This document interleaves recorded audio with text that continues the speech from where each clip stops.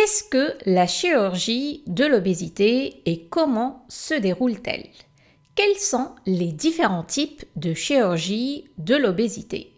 Comment se préparer à une telle chirurgie?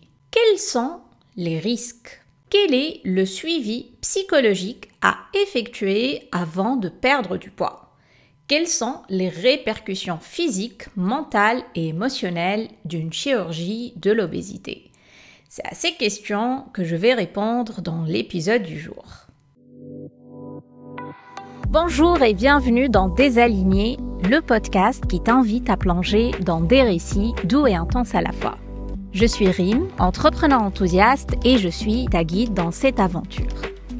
Il suffit parfois d'écouter une histoire pour que quelque chose en nous se mette à briller. C'est ce que je souhaite à travers chaque épisode de ce podcast. En 2018, la maladie est entrée dans ma vie, m'entraînant dans une introspection profonde pour essayer de comprendre et de m'en sortir. J'ai mis 5 ans pour me libérer de mes freins, guérir de mes douleurs physiques et mentales et reprendre enfin ma place.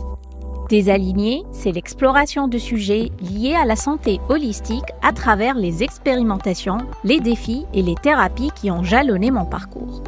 Mon but, montrer comment transformer ces expériences en une source de force incroyable. Si tu veux sourire, peut-être verser une larme ou deux et surtout réfléchir, tu es au bon endroit. Bonjour à tous, très content de vous retrouver pour ce nouvel épisode de Désaligné après une petite pause d'une semaine. Si vous avez raté l'info, j'ai lancé le compte Instagram de Désaligné, désaligné.podcast, où vous pouvez échanger directement avec moi. J'ai très hâte de vous y retrouver. L'épisode du jour, je voulais vous le partager depuis le tout début, car le sujet est un point de métamorphose capital dans ma vie et a été un vrai déclencheur pour ma guérison physique. Ce sujet est celui de la chirurgie de l'obésité, qu'on appelle aussi chirurgie bariatrique. Dans cet épisode, je vais vous raconter tout mon parcours personnel depuis le début de l'obésité, la prise de décision pour être opérée et le déroulement de l'opération. Je vais aussi vous partager le maximum de détails pratiques sur ce type d'opération, car je sais qu'il y a très peu de retours d'expérience dessus et que ça peut être mal vu de se faire opérer pour perdre du poids alors que parfois la chirurgie est vitale. Comme déjà évoqué, mon corps a subi beaucoup de métamorphoses physiques depuis mes 10 ans. J'ai eu une puberté précoce qui a entraîné un surpoids continu depuis. Malgré les régimes, les traitements, l'activité physique régulière, je n'ai jamais cessé de prendre du poids. Ça a empiré avec la prise de la pilule pour arrêter l'endométriose depuis 2018.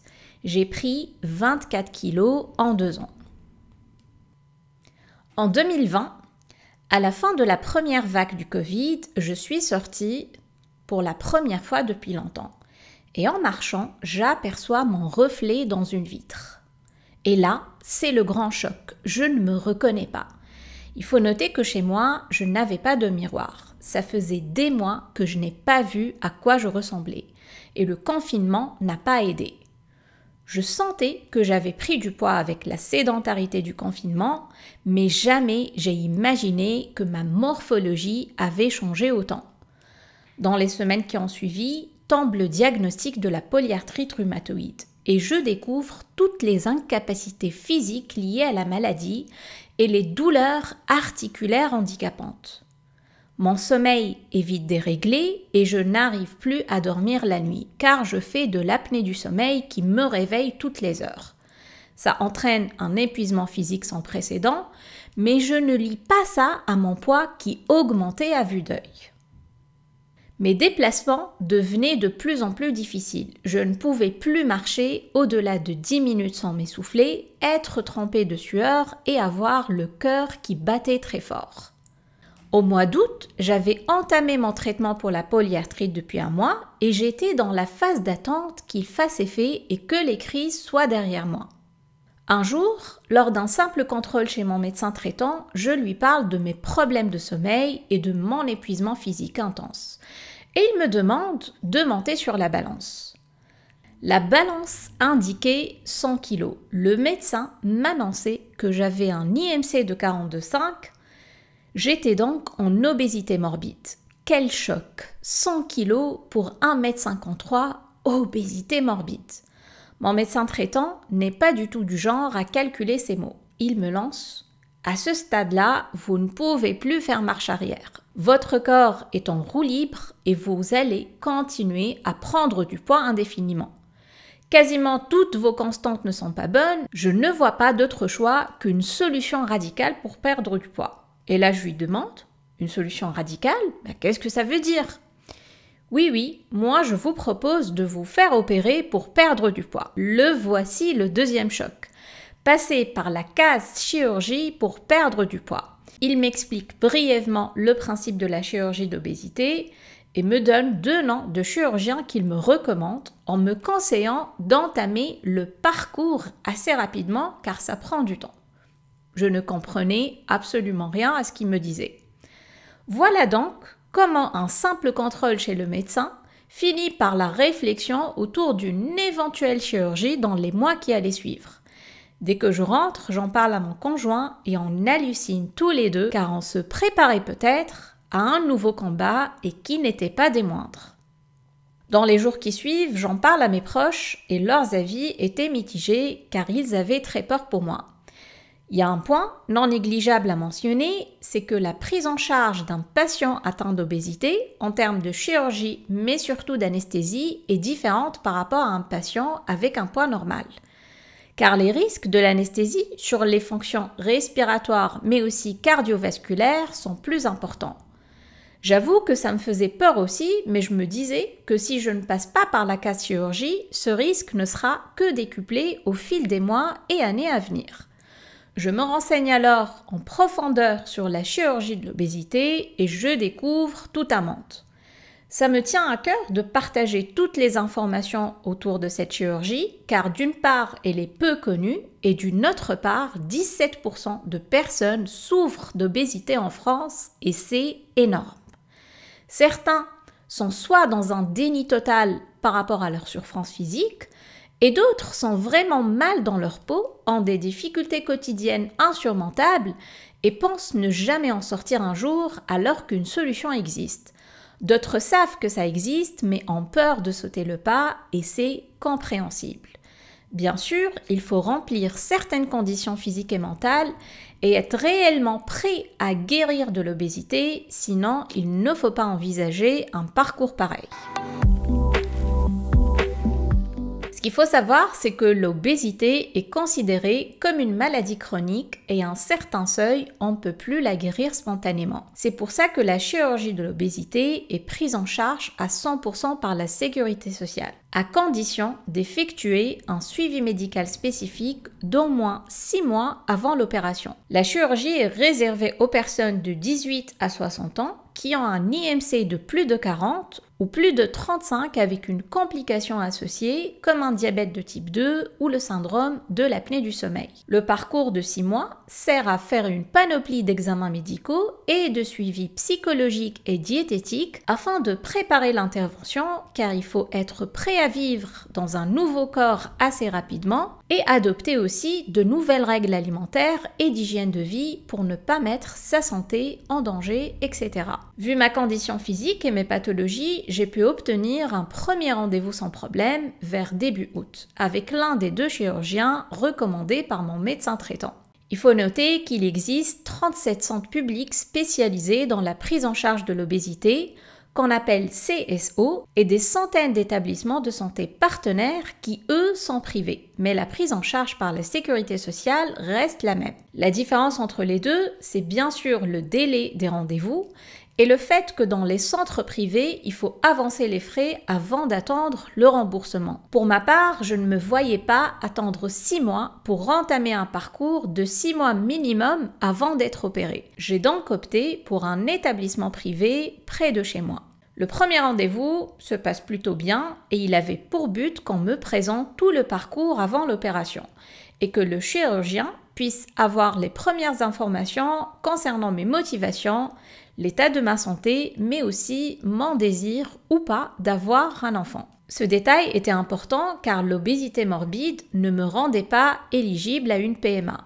Perdre du poids était impératif si je voulais avoir un enfant. Je devais signer un consentement disant que j'étais prête à remettre ce projet à plus tard, soit minimum 18 mois après l'opération, avant de penser à une grossesse, car il faut beaucoup de temps pour que le corps se régule avant de pouvoir porter un enfant. Donc si vous m'écoutez et que la chirurgie de l'obésité vous intéresse, sachez qu'il y a une gymnastique niveau calendrier à faire si vous désirez aussi avoir un enfant. En termes de chirurgie, il existe 3 techniques différentes. Toutes les chirurgies sont dites restrictives, c'est-à-dire qu'elles réduisent notre capacité à recevoir les aliments. Parmi ces chirurgies, on trouve la technique de l'anogastrie qu'on place autour de l'estomac pour contrôler sa taille, mais toutes les personnes qui autour de moi ont essayé cette chirurgie ont fini par reprendre tout le poids perdu, car l'anneau finit par lâcher ou l'estomac finit par se dilater pour revenir à sa taille initiale. La deuxième technique, c'est celle de la sleeve, qui consiste en une ablation partielle de l'estomac pour ne garder que le tiers de sa taille initiale. On finit ainsi avec un petit estomac qui fait la taille d'un pot de yaourt qui se remplit rapidement et on perd du poids rapidement aussi. L'inconvénient avec la sleeve, c'est qu'il faut réapprendre à manger, c'est-à-dire en très petite quantité. La troisième technique, c'est le bypass, qui consiste à court-circuiter une partie de l'estomac et de l'intestin, empêchant ainsi l'absorption des aliments. Là aussi, l'idée est de manger des petites quantités, mais cette technique présente des forts risques de carence, puisque rien n'est absorbé, et son inconvénient aussi, c'est que les aliments très sucrés sont assez mal supportés par l'organisme. J'ai pour ma part opté pour la sleeve pour ces 2 dernières raisons. Mais attention, si la chirurgie bariatrique vous intéresse, sachez que d'autres paramètres peuvent entrer en compte, comme nos pathologies, notre manière de nous alimenter, remplir nos assiettes, le fait d'avoir des fringales ou pas. Comme évoqué plus tôt, avant la chirurgie, il faut entamer une étape de préparation qui dure 6 mois minimum et qui peut aller au-delà d'1 an parfois. Une fois par mois, je passe une journée à la clinique avec un planning sur mesure où sont programmés à chaque fois des rendez-vous avec une diététicienne, une psychologue, une kiné, un pneumologue et ainsi de suite. L'objectif de ces rendez-vous, c'est de faire un check-up médical complet, mais aussi de parler de la raison de l'obésité et de préparer la suite, c'est-à-dire accueillir un nouveau corps. Ce qui m'a demandé le plus de préparation psychologique, c'était ma nouvelle manière de me nourrir, c'est-à-dire en très petite quantité, dans des assiettes à dessert. Et ce qui me semblait difficile à cette époque-là, c'est comment j'allais contrôler mon envie de terminer l'assiette, ce qu'on fait naturellement pour ne pas gaspiller, alors que mon nouvel estomac, lui, me dira d'arrêter de manger. Il y avait aussi de nouvelles routines que je devais installer, manger à table, en conscience, ne faire que ça sans être sur mon portable ou devant la télé. Ça me semblait difficile, mais j'y signais et je me disais que j'irais jusqu'au bout car ma santé n'avait pas de prix. Cette journée, c'est aussi l'occasion d'organiser des ateliers collectifs pour parler de ce qu'on traverse entre obèses. Et des fois, des personnes qui ont été opérées viennent pour partager leur parcours et nous encourager dans notre démarche. Ces journées étaient émotionnellement et psychologiquement assez dures pour moi. 90% des femmes qui se faisaient opérer sont devenues obèses suite à leur grossesse et un laisser-aller total niveau alimentation. J'étais la seule à ne pas être dans ce cas, vu que mon obésité était principalement causée par mes différentes pathologies. Comme j'avais déjà entamé un bon parcours thérapeutique, dans ma tête, je me sentais tellement forte et je savais que je n'aurais pas de problème à me nourrir normalement après l'opération ou à bien cohabiter avec mon nouveau corps quand je perdrai du poids. Mon but durant le parcours est qu'il dure le moins longtemps possible et que je puisse être opérée sans attendre. La raison est que perdre du poids devenait vital pour moi et l'heure tournait aussi pour envisager une grossesse plus tard. J'ai réussi mon pari car l'équipe médicale a considéré que j'étais éligible à être opérée au bout de 6 mois seulement. La date était fixée au 27 janvier 2021, encore une date que je n'oublierai jamais. La veille, je demande à mon conjoint de me prendre en photo en sous-vêtements, histoire d'immortaliser mon ancien corps avant de le quitter symboliquement. Je découvre les photos et je m'effondre littéralement. Jamais je ne me suis vue comme ça. J'avais une sorte de ceinture abdominale composée de gras, on dirait une femme enceinte, et mon ventre prenait tellement de place et me faisait pencher vers l'avant. Je comprenais mieux pourquoi marcher convenablement ne pouvait pas se faire voyant ma posture sur les photos. Je me découvre aussi de derrière, on dirait une autre personne. Je commence à sangloter, je demande à mon conjoint « Pourquoi tu me l'as pas dit ? Pourquoi je me reconnais pas ? C'est qui cette personne ?» C'est bizarre, c'est comme si je voyais mon corps pour la première fois et je me rends compte combien je ne l'aime pas et combien je faisais de lui mon pire ennemi. Cette prise de conscience avec ce timing, c'était quand même assez spécial, car c'était la veille de la métamorphose physique la plus incroyable de ma vie. Cette nuit-là, je ne dors pas, j'ai peur et je suis impatiente à la fois. Même si j'étais préparée, je savais qu'un nouveau chapitre d'inconnu s'ouvrait à moi et que l'après-opération allait être intense à vivre. La seule certitude que j'avais, c'est que cette opération était un peu mon unique chance de retrouver ma santé physique. Le gras intensifiait l'inflammation et donc l'endométriose et la polyarthrite, et donc perdre du poids allait fortement me soulager. Peu importe les sacrifices que je vais continuer à faire niveau alimentation ou le temps de la convalescence, encore une fois, j'étais prête à tout pour guérir. Le lendemain matin, on sort de chez nous à 6h30. Devant la porte de mon immeuble, un miroir a été récemment posé. Et j'en profite pour immortaliser mon apparence une dernière fois. Si vous regardez l'épisode sur YouTube, vous avez cette photo si spéciale, la dernière où on me voit avec mon ancien corps. J'avoue que je la regarde souvent depuis avec une grande émotion en me remémorant ce jour et tout ce que j'ai vécu depuis. Bien sûr, quand je la revois aujourd'hui, je ne me reconnais pas. Mais je sens tellement de compassion et de bienveillance pour cette jeune femme que j'étais ce matin-là très spécifiquement, surtout qu'à cette époque-là, je n'étais ni compatissante ni bienveillante envers mon corps. 20 minutes après, mon conjoint me dépose à la clinique et repart chez nous. Avec le Covid, il n'avait pas le droit de rester avec moi ni de me rendre visite à mon réveil. J'arrive dans la chambre, on me dit que je dois être prête à 7h30 et que mon opération est programmée pour 8h. J'enfile la tenue du bloc opératoire, j'envoie les derniers SMS à mes proches et on vient me chercher. La demi-heure d'avant le bloc était insoutenable. On devait me piquer pour me préparer à l'anesthésie. Et comme à chaque fois, c'était difficile à faire à cause de l'obésité. On me pique de partout, j'ai mal et ça ne tient pas. Tout le monde commence à stresser et à s'agiter dans tous les sens et je vois les brancards faire la queue derrière moi, ce qui crée une sorte d'embouteillage et accessoirement du retard. J'entends venir le chirurgien et demander pourquoi je n'étais pas prête. Et un infirmier lui répond « Trop de gras, on n'a pas pu ». Je commence à pleurer. Cette phrase me tue et je pense qu'ils ne se rendent pas compte que je l'ai entendue. J'ai en même temps très froid, vêtue d'une simple blouse en papier en plein mois de janvier. Un anesthésiste finit par avoir pitié de moi, me déplace dans une salle où il me met une couverture et à l'aide d'un petit instrument à lumière infrarouge, il arrive à capter la bonne veine et à me piquer sans problème. Et là, c'est la délivrance. Je suis enfin prête pour le bloc. On m'endort rapidement et contrairement à mon réveil suite à mon opération de l'endométriose, je ne me souviens de rien. À midi, on m'a déplacée de la salle de réveil à mon lit et je ne me suis rendu compte de rien tellement j'ai été assommée par l'anesthésie.